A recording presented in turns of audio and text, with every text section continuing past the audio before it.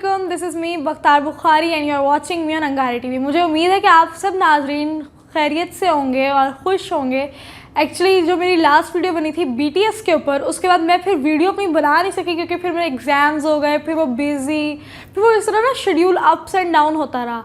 तो अब मैं काफ़ी अरसे बाद आई हूँ चैनल के ऊपर, तो मैंने सोचा कि क्योंकि मैं गुज़श्ता कोई 5-10 दिन से ये चीज़ देख रही थी और मुझे ये काफ़ी इंटरेस्टिंग लगी, तो मैंने कहा क्यों ना ये हम अपने अंगारे फैमिली के साथ शेयर करें, क्योंकि आप हमारी फैमिली का हिस्सा है। तो मैंने कहा ये एक चीज़ शेयर होनी चाहिए। इससे पहले कि मैं आपको टॉपिक बताऊं, आप पहले चैनल को लाइक, शेयर एंड सब्सक्राइब कर दीजिए। बहुत बहुत शुक्रिया। तो आज का जो हमारा टॉपिक है वो है नेटफ्लिक्स की वेब सीरीज़ स्क्विड गेम।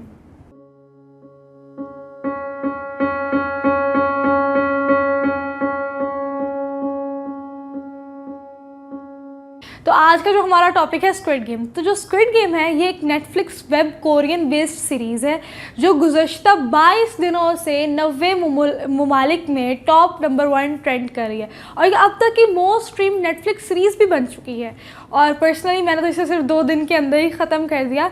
अच्छा, अब हम इसका रिव्यू करें, इसकी पूरी स्टोरी पहले मैं आपको बताऊं, उससे पहले हम एक शॉर्ट समरी ले लेते हैं राइटर की और ये किस चीज़ के ऊपर बेस्ड है असल में रियल लाइफ में, हम पहले वो देख लेते हैं, फिर उसके बाद मैं आपको बताऊंगी इसकी रियल स्टोरी। तो बेसिकली जो स्क्विड गेम के राइटर हैं वो हैं राइटर होंग डोंग हुक जी। एक्चुअली ये उन्होंने सीरीज़ लिखना स्टार्ट की थी 2008 और ये उन्होंने कंप्लीट की थी इन स्टार्टिंग ऑफ 2009। लेकिन जब वो ये सीरीज़ नेटफ्लिक्स के पास लेकर गए और डिफरेंट कंपनीज़ के पास, तो उन कंपनीज़ रिजेक्ट किया और खुद नेटफ्लिक्स ने इस सीरीज़ को 10 दफ़ा चाइल्डिश कहकर और अनसक्सेसफुल बेस्ड कहकर इसे रिजेक्ट कर दिया। अब जब ये सीरीज़ बनी और अमली शक्ल में हम सबके सामने आई तो ये एक बहुत बड़ा मेगा ब्लॉकबस्टर हिट आ गया हमारे सामने। अच्छा, अब मैं आपको ये बताऊंगी कि ये रियल लाइफ में किस तरह बेस करती है। जो मैंने पॉइंट्स अपने निकाले इसे देखने के बाद, ऑब्जर्व जो मैंने किया, मैं आपको वो बताऊंगी कि मैंने क्या देखा इसके अंदर।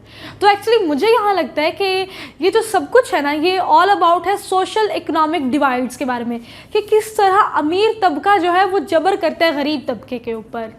आज का ग्लोबल मीडिया के दौर में हमें ये दिखाया जाता है कि गुर्बत जो है वो किस तरह उसे हमारे सामने कॉमोडिटी बना दिया गया है, उसको बहुत ही कम तर हमारे सामने दिखा दिया गया कि एक गरीब आदमी से हम अपने फ़ायदे के लिए क्या काम निकलवा सकते हैं पैसों के ज़रिए, और पैसों ने बर्बाद कर दिया हर चीज़ को। लेकिन अगर हम इसे एक जर्नल वे में देखें और एक पॉजिटिव वे में चीज़ों को देखें तो हमें ये देखने को मिलता है कि अगर पैसे अमीर बंदे के पास हों या पैसे गरीब तबके के पास हो, तो दोनों उस पैसे की लत में बर्बाद हो जाते हैं। अगर अमीर तबके के पास है तो वो उसे अयाशियों में ऐसे छोड़ के बर्बाद कर देते हैं। जो गरीब तबका है वो अपने डेब्ट्स, अपने जो कर्ज हैं उसके अंदर रह के वो दबाव में आ जाता है और बर्बाद हो जाती है उसकी ज़िंदगी।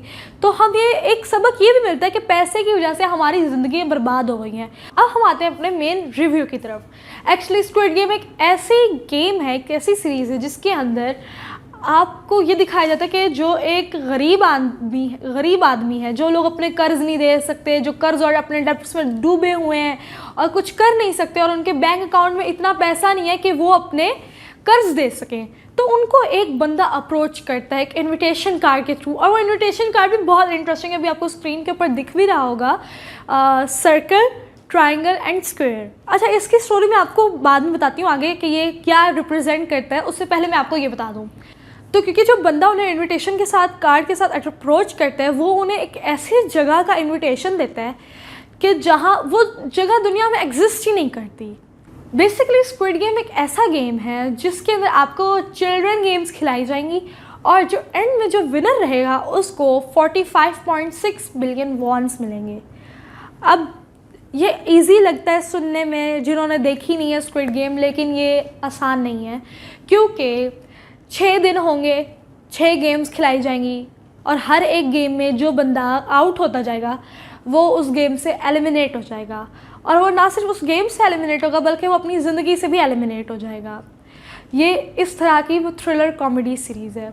अच्छा, कॉमेडी का लफ्ज़ मैं यहाँ पर इसीलिए इस्तेमाल कर रही हूँ क्योंकि मुझे ये चीज़ मतलब पर्सनली मतलब फ़नी भी लगी और ज़रा scary at the same time इसलिए लगी क्योंकि जब मैं सीरीज़ में ये मर्डर होते हुए और ये सब कुछ देख रही थी तब मैंने ये देखा कि सामने आपके सामने खून खराबा हो रहा है, लेकिन बैकग्राउंड में जो म्यूज़िक चल रहा है वो नर्सरी राइम्स के मतलब जो नर्सरी के बच्चों की जो राइम्स होती हैं वो चल रहा है, बच्चों के हंसने की आवाज़, तो वो उसे फ़नी और स्कैरी सेम टाइम पे बना देती हैं।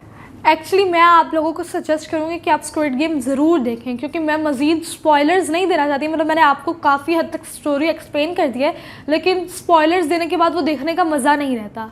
अच्छा, मैं अब आपको ना इनकी कास्ट बता देती हूँ। अच्छा, यहाँ पर अगर आप में से कुछ लोग के ड्रामा लवर्स होंगे तो उनको पता होगा ली जंग जे का।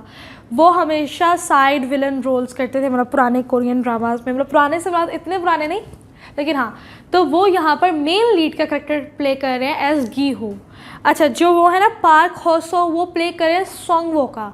संगवो बेसिकली एक बहुत ही ज़हीन इंसान है जो कि सियोल यूनिवर्सिटी से अपनी ग्रेजुएशन हासिल कर चुका है, लेकिन उसे नौकरी नहीं मिलती क्योंकि जब वो नौकरी के लिए जाता है उसको ये बताया जाता है कि वो नौकरी नहीं उसे मिल सकती क्योंकि उसके मुकाबले में जो है वो उसके पीछे एक पावर है।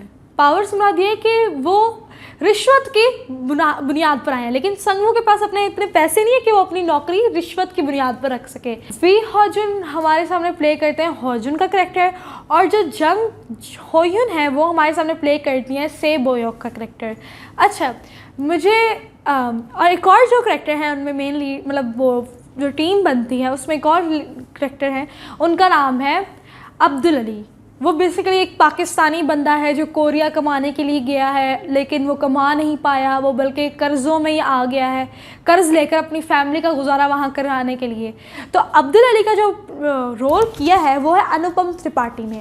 अब मैंने आपको 5 के 5 मेन करेक्टर्स बता दिए हैं। पर्सनली मुझे इनमें से जंग होयन बहुत पसंद है क्योंकि प्लेयर 067 से मैं कह सकते हैं थोड़ी सी ऑब्सेस्ड हो गई क्योंकि मतलब मुझे बहुत पसंद था वो करेक्टर, मतलब पसंद है क्योंकि वो करेक्टर ऐसा कि वो कोल्ड और एट द सेम टाइम वो किसी की ना परवाह करते हुए तो ना एक बहुत ही ना मज़े की वाइब देता है एक मतलब फीमेल करेक्टर में। और इनको तो सबसे बड़ा ब्रेक मिला क्योंकि ये इनका डेब्यू था।